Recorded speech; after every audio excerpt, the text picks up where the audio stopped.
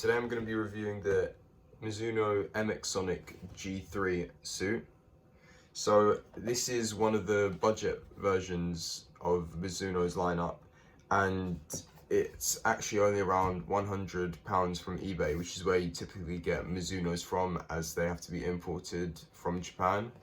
Unlike the Mizuno GX Sonic line, it features no taping, and it prefers to use stitch seaming, probably to cut costs, and that's definitely apparent in the price. However, what's really interesting is that they still use a really similar material to the original GX Sonic 3s, and that makes it a really good budget suit compared to things that we can buy in England here that cost around the same, like an Arena Carbon Air Squared or a normal Air. But the big advantage of this is the material. So I found this suit really good for any sort of distance events that I do. I don't feel like it has enough compression for a 50, but you can start like utilizing it properly with 100 meters and above.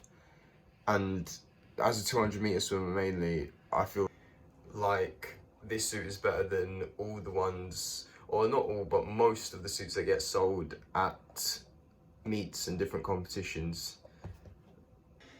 Taking a look at the box, it's very plain and simple. Mine's been damaged a bit because I've had this for a while now. You can see that I purchased the size XS, and there's the model MX Sonic G3.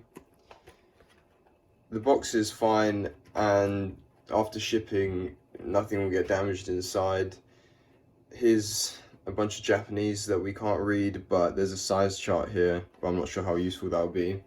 When you open up the box, you'll be greeted with the trunks. I got this in the original colorway, as I got this quite a long time ago, and it's in this nice black and red with a pink Mizuno logo. But now I'm pretty sure this colorway you can't really purchase, and you have to get an inverted version of this, so it's just basically the colors flipped around. So the material originally feels really good, about the same as the flagships, maybe a bit less waxy because that was new on the GX Sonic 5, but the material is the exact same as the GX Sonic 3, which used to be a flagship a couple of years ago, and you'd see Caleb Dressel wearing those GX Sonic 3s. And when you flip it over to the back, you can see the less light and thin material. So this is the GX Sonic Light material, which is very flexible and comfortable. You've got this thicker but textured sort of material that feels a lot more papery and more like the trunks you see these days of the Speedo, Pure Valors and Pure Intense. And this is where you can see where Mizuno decided to cut costs. Instead of using taping, they use stitch seams for the upkick effect that the GX Sonic is really known for. At the front, a stitch seam is also visible, and another one here as well. If we flip the suit inside out, you'll see that it's actually really similar to a Arena Carbon Air, with there not being much dual layering. But the advantage with the Carbon Air is that you won't have these stitch seams, so it's more coverage of the hydrophobic material. So you might think these are dual layering areas, but they've got holes in them, so they don't really help. The only bit of dual layering is at the front, but this whole black material is not dual layered, and it's actually single layered as well as the red material. And here you can see all the stitch seams in contrast with the taping that's used on most of the newer trunks. And you've got the Mizuno tag at the back with the sizing. One thing to mention is that there's no silicone on the leg grippers. That might be a deal breaker for a lot of people, but I don't think it's that big of a deal, as it still, if you get it in the right size, of course still grabs your leg and water won't get through the bottom. As with the top, there's no silicone as well. The tying system is also good. I prefer these over the Speedo, as it requires you to tie your own first knot and then your own second knot.